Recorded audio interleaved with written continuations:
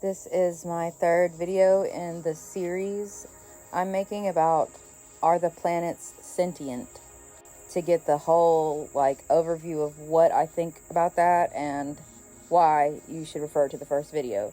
But essentially, in short, no, they are not sentient beings or entities. They are energetic principles of the universe and an emanation of God's energy and essence that is focalized into a single force. In my previous videos, I have already covered Jupiter, Saturn, Venus, and Mars. So now I will be moving on to the planet Mercury. Mercury as an energetic force is unlike any of the others in the entire solar system and classical planets of astrology. It's unique. We see all of these other forces come in pairs. Jupiter, Saturn, Venus, Mars, Sun, and Moon, and Mercury stands alone. It is an energetic force that transcends the limitations of duality itself and moves beyond them. But anyway, first I'll give you some background information on Mercury as a planet. It is the smallest planet in our solar system, and it is the one that is the closest to the sun. It is a rocky terrestrial planet that is heavily cratered, appearing to have a solid silicate crust that covers a solid metallic layer underneath it. Much like our moon, Mercury does not have a substantial atmosphere, so it is constantly being bombarded by debris from outer space, which leaves impacts on its surface like craters. And seeing as it is the closest to the sun and is very, very close to the sun's light, it is extremely reflective of that light, and it appears to glitter and sparkle from our perspective. In chemistry and alchemy, Mercury is a toxic metal that has an extremely low melting point, which makes it liquid at room temperature, and it is extracted from cinnabar ore. Its unusual properties have captivated men throughout history, and many alchemists believed it to be some sort of elixir of life, or as a key component for the synthesis of the philosopher's stone. In alchemy, Mercury was considered to be one of the tria prima, or prima materia, which were the three primary substances for existence. It symbolically represented a metaphysical principle of transformation, forming a bridge between spirit and matter. It was symbolic of the mind, of the breath of life, and of the capability for adaptation and change. In the prima materia, we have salt, which is the body. We have sulfur, which is the spirit. And we have mercury, which is the mind or the consciousness, being the bridge that connected the body and the spirit, uniting them into one.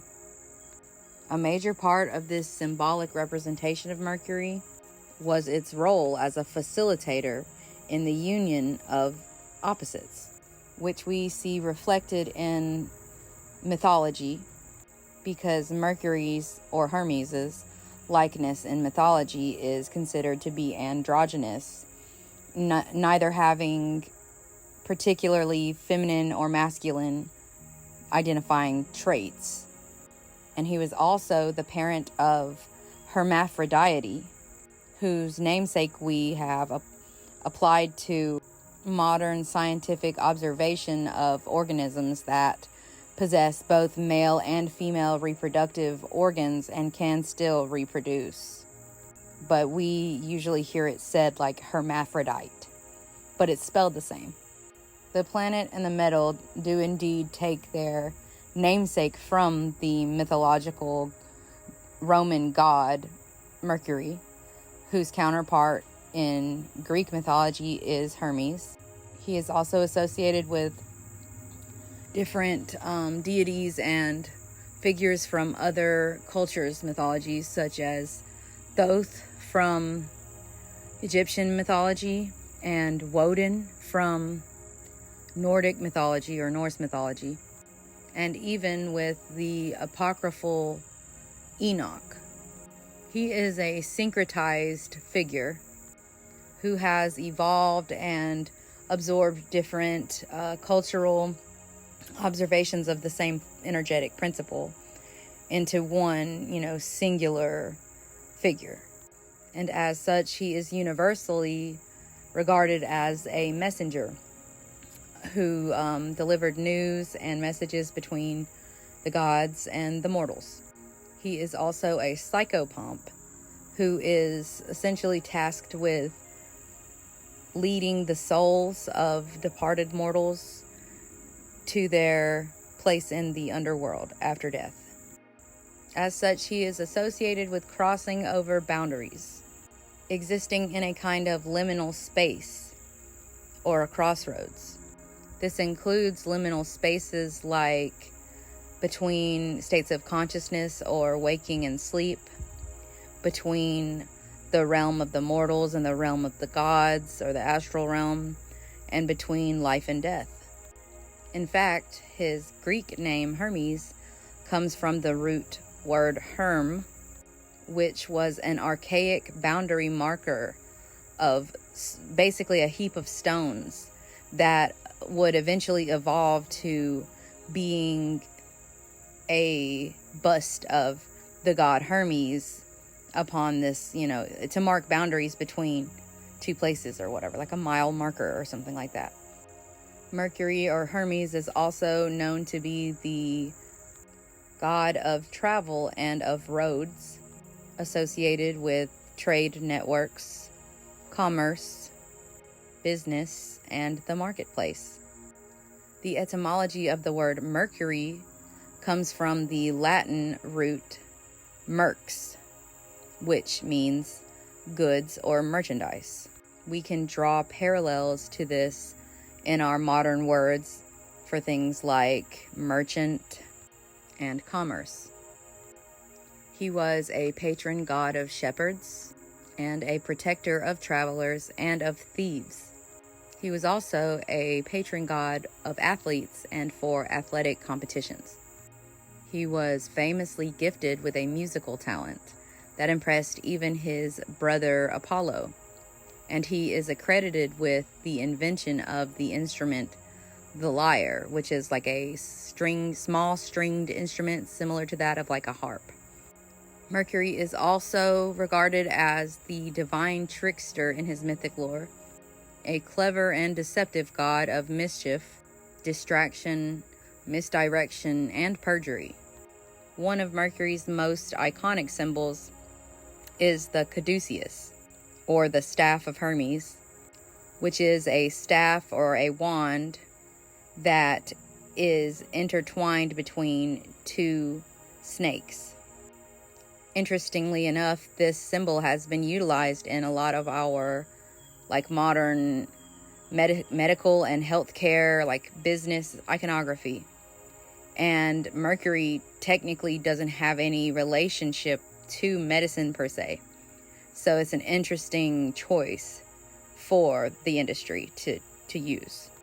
The symbol of the caduceus can also be found in occult imagery of the Baphomet, who is very similar in a lot of ways to the archetypal figure of Mercury, because the Baphomet is essentially neither female nor male and has a caduceus. Mercury's scope of influence extends to things like communication, networking, and the overall social exchange of ideas. His spirit is invoked in things like public speaking, storytelling, journalism, computer programming, the internet, social media, acting, gossip, lying, and propaganda. He has rulership over language and linguistics, writing, and grammar. He is the god of symbols, memetics, and semiotics, who gifts the power of conveying meaning and the power of understanding.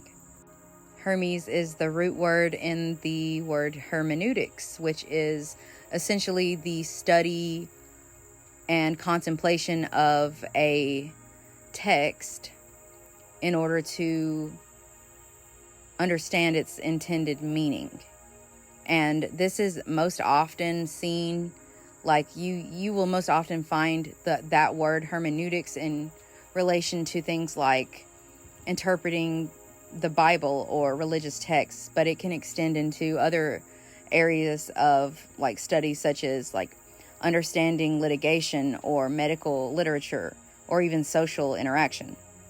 Mercury's spirit is essential for commerce and business of all kinds, considering the root of the word Mercury comes from the word for merchandise.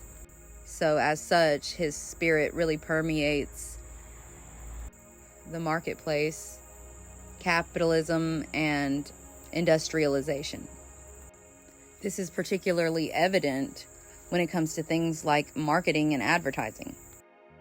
After all, Mercury holds the key to conveying meaning through the use of language and symbols as a way to inspire thoughts and feelings in others, driving them to action with his persuasive influence.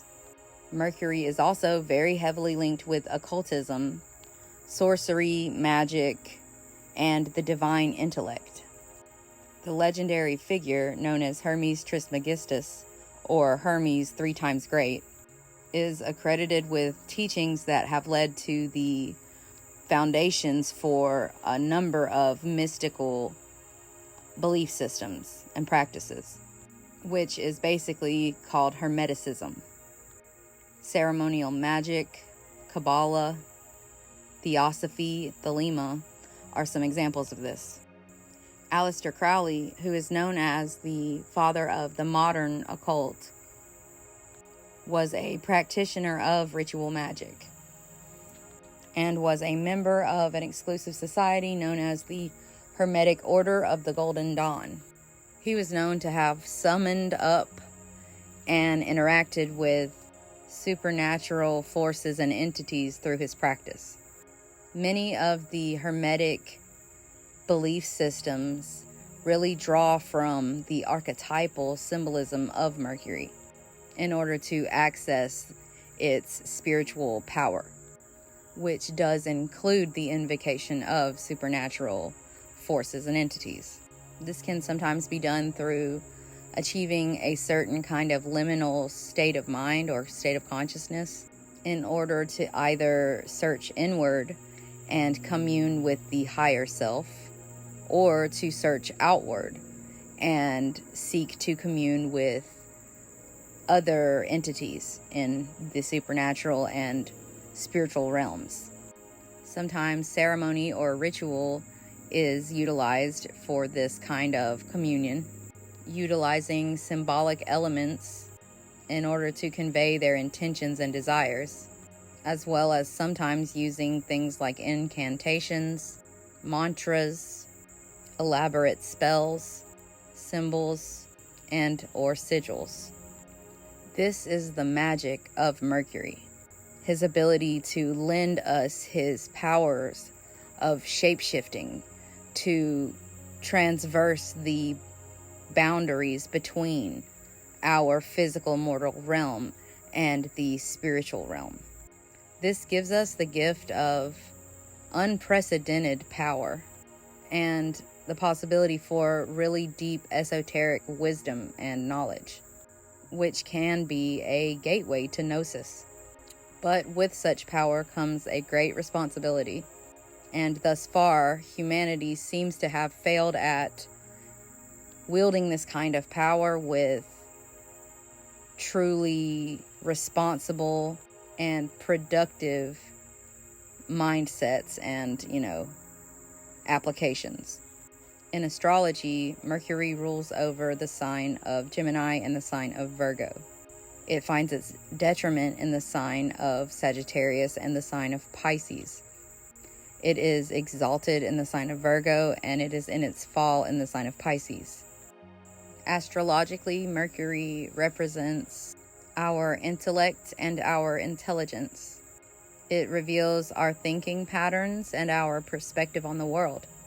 It shows us where our curiosity will likely be piqued and what we might want to learn about or experiment with. It is also associated with our primary education, as well as with the connections we make early in childhood with our peers and our siblings and our neighbors. Mercury tells us about our communication style and our social and networking capabilities. It also enables our skills in analysis, pattern recognition, categorization, the development and refinement of skills, dexterity, observation, revision, and editing. As a universal force of energy, Mercury is the spirit of transformation and the bridge between dualistic forces. It is the unifying principle that connects the masculine and the feminine forces within, as well as the left and the right hemispheres of the brain, to work as one cohesive unit, which facilitates our capacity for understanding, for consciousness, and for higher awareness. It is a spirit that brings revelations through paradox, the energy that translates the higher divine truths into our manifest reality. It is the force that acts as a mirror for us, like a fractal in which the whole universe can be reflected through us. It enables communication and connection of all kinds, between the synapses in our brains for computation, between the cells in our body for biological efficiency, between our higher self or the divine source of creation and our lower self or our physical self, between the material realm and the astral realm, between people and networks, allowing for the exchange of information and knowledge, thus enabling us to work together and build our reality to reflect our imagined vision.